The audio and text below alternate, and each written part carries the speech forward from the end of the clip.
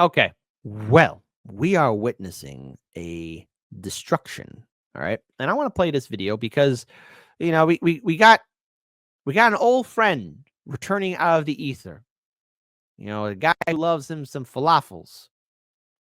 Good old Bill O'Reilly reveals that Comcast wants to throw BSDNC overboard because of their hateful rhetoric is tanking NBC's views. Oh no.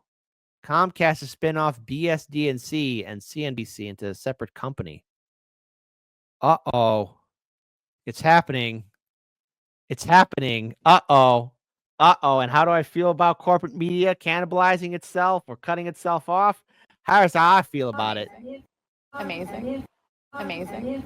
Amazing. Amazing. Amazing. Amazing.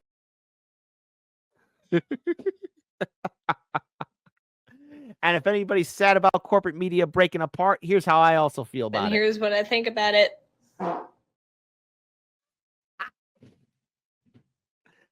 I'm going to hell. Anyways, let's play this video. You got Fredo and good old Billy Boy O'Reilly talking about corporate media. Now, the thing I find it ironic because News Nation is also a corporate media outlet. But okay, hey, let's hear this takedown because right now there's still blowback and pushback that Mika blinked twice. They spoke to Donald Trump. Comcast said, you two, we're going to have to try to mend some cliche fences, and you two are going to go in there and you're going to try to tamp it down. Because Comcast knew the next day they were going to announce that MSNBC is vapor. That is a huge media story. Why is it vapor? Just because they're spinning it off and putting them in the... They're spinning off a bunch of brands. There's no spin-off. There is. It's a spin-off company. There's no spin-off. Damn. Whoa. Hey, Fredo, take it easy. Bill's a fighter, okay? I think he'd knock you out, man. All right? Now, I'm still upset with that Tyson versus Jake Paul thing, but I think, hey, Fredo versus Bill, I got my money on Bill O'Reilly. See, you buy the propaganda, Cuomo. Oh, okay. See what I'm...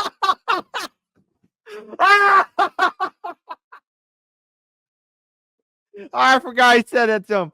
Oh, hold on. Hey, Fredo, look. Look at the sad face on Fredo. Look at it. It's like, oh, you caught me.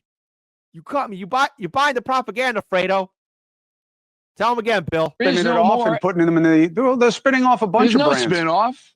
There is. It's a spin-off company. There's no spin-off. See, you buy the propaganda, Cuomo. Oh, okay. See what I mean about I'm just saying what's being reported. All right? No, you're following orders, Fredo. But what do you know? Yeah, I know, but why would you believe what's being reported? You want the real story? Here it comes. Please. So they're uncoupling their word, Comcast, MSNBC from NBC News. That means MSNBC has no resources at all. None.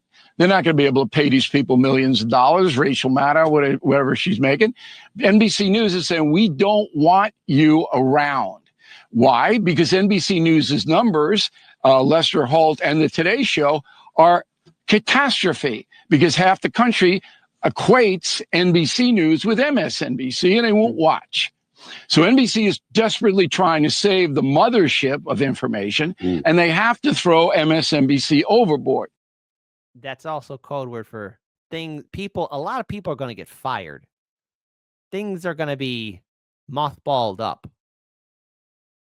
I don't want to make a big prediction here, but I see some major media outlets shutting their doors for good, or either that becoming a fraction of what they once used to be, right?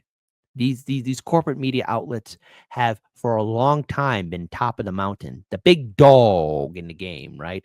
But see, the thing is, it's a dog that's lost its teeth and it just goes, and slowly runs to the fence because it just doesn't got that fire. That big dog doesn't have that dog in him anymore. And corporate media had to bully its way onto YouTube and X and Facebook and all these other social media platforms, but nobody's tuning in. People are making their own decisions. Look, hold on. First of all, hey, corporate media, look at me. Look at me. Look at me. I am the media now, and so is my audience. Am I being mean here? Absolutely. They're not putting anything into MSNBC. They want to sell it. So where's Georgie Soros now? Georgie's buying radio stations. You can get MSNBC for nothing. They'll give it to you.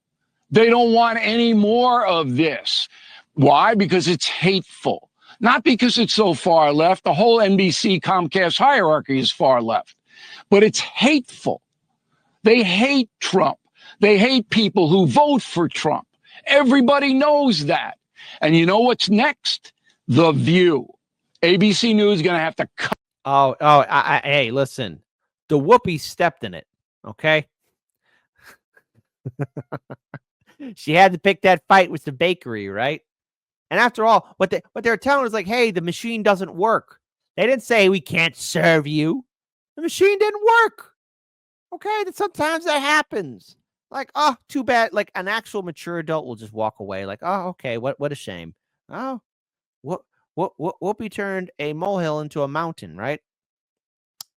And as for Sunny Hostin, she had to do a legal note apologizing on The View. Poor Barbara Walters. Look what they've done to my boy. The women on The View were reckless in their reckless ways. By the way, Barbara Walters is an original OG. Okay, I'll salute her on this because I actually found the video segment of her when she actually went to cover the Playboy Mansion and dressed up as a Playboy bunny and was serving drinks. That's wholesome journalism right there. Nobody knew Barbara Walters was that savage. Cut ties with The View. And you saw that today or yesterday when Sunny Hostin had to read a legal statement in the middle of a segment. The lawyers get Whoopi Goldberg's ear and it said, we're bringing a statement in on a teleprompter. She reads it. So it is over for these far left networks. Done, never coming back. Dracula's stake in the heart. Who benefits? News Nation may, but CNN, which is on the ropes too, will probably get some MSNBC viewers. Wow. There you go. What do you think of that? Well, I'm certainly not going to accuse him of not making sense. Hey, listen. He had to be careful what he had to say because remember, all of corporate media, they're all in on this game together.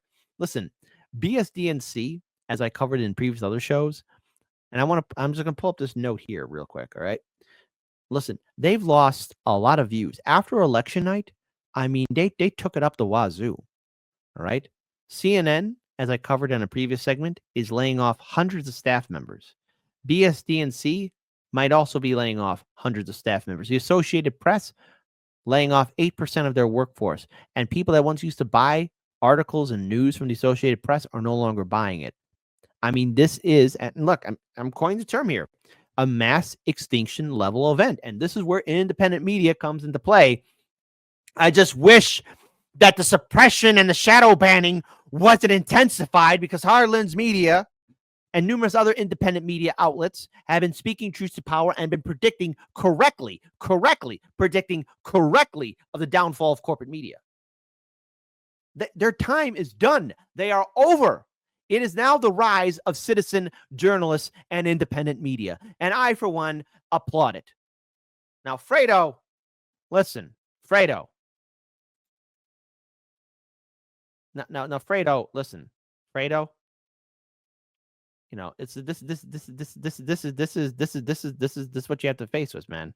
Because look, I got to pull up Fredo again because Fredo had to get corrected. Hey, they were going to announce that MSNBC is vapor. That is a huge media. By the way, we should do a GoFundMe to buy BSDNC.